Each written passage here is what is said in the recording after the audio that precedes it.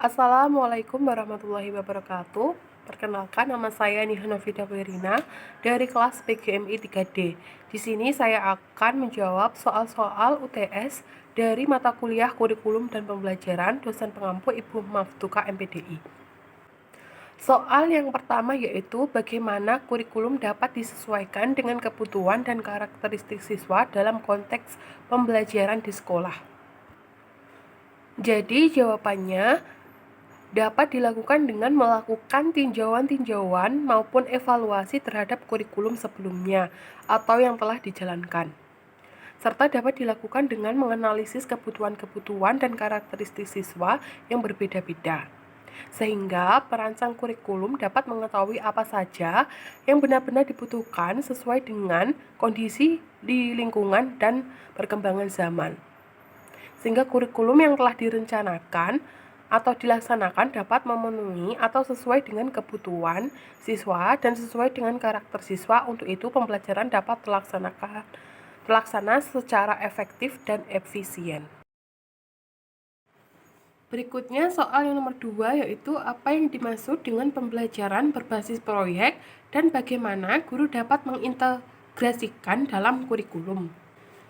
Jawabannya ialah pembelajaran berbasis proyek merupakan suatu pembelajaran yang mengedepankan pada kreativitas peserta didik dalam menciptakan sesuatu yang baru atau ide yang baru melalui proses penyelidikan terhadap masalah-masalah nyata melalui proyek atau tugas dalam sebuah tim atau mandiri, sehingga peserta didik didorong untuk berpikir kritis dalam memecahkan masalah yang dihadapi masyarakat dan lingkungannya. Pertama-tama, guru merencanakan dan mendesain pembelajaran sesuai dengan tujuan dan alur pembelajaran. Kemudian, guru membuat strategi dan media pembelajaran. Selanjutnya, guru merancang kegiatan pembelajaran proyek. Setelah merancang, guru membuat jadwal aktivitas. Setelah membuat jadwal aktivitas, guru dapat menilai siswa dengan cara transparan dengan berbagai macam penilaian. Kemudian guru membuat portofolio pekerjaan siswa. Yang terakhir, pendidik melakukan refleksi terhadap hasil yang didapat. Soal yang nomor 3 yaitu bagaimana teknologi dapat digunakan dalam mendukung pembelajaran dalam kurikulum. Jawabannya yaitu dengan menggunakan teknologi di berbagai proses pembelajaran.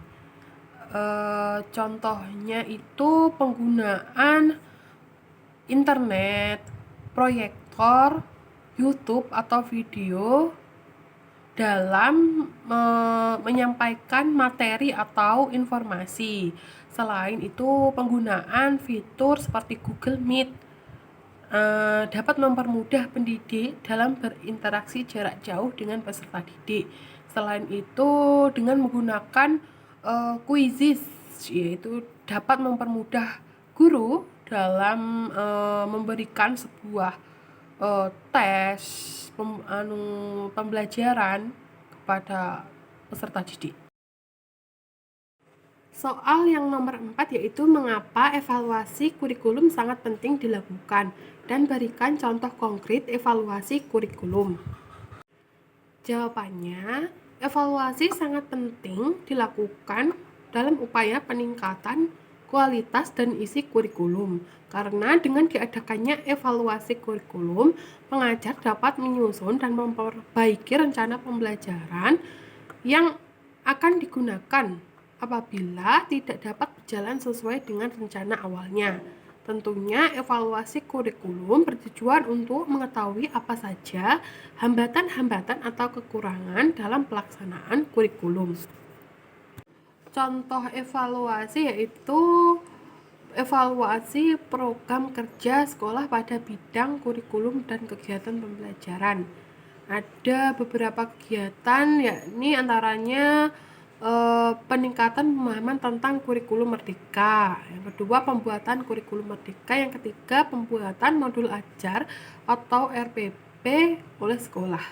Dari kegiatan-kegiatan tersebut tentunya membuahkan sebuah hasil, Dari hasil tersebut, maka dievaluasi apa saja kendala maupun kekurangan dalam pelaksanaan kegiatan tersebut.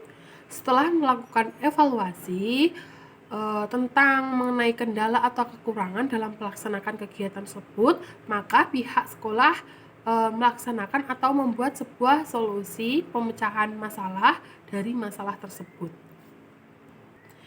Sehingga pihak sekolah dapat mengambil sebuah tindakan apa yang dapat mengatasi dari permasalahan tersebut.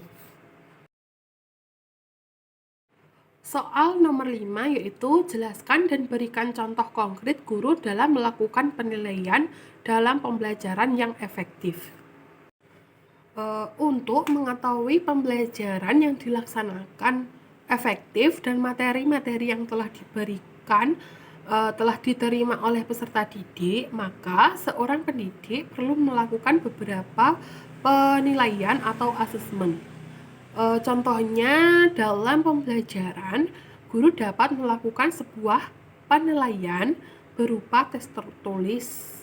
Contohnya ulangan harian berupa pilihan ganda, isei, salah benar, menjodohkan, maupun pekerjaan rumah, dan lain-lain, maupun tes lisan seperti wawancara dan tanya jawab. Dan mungkin banyak tes-tes lain yang dapat dilakukan oleh guru dalam menilai apakah sebuah pembelajaran ini telah dilakukan secara efektif.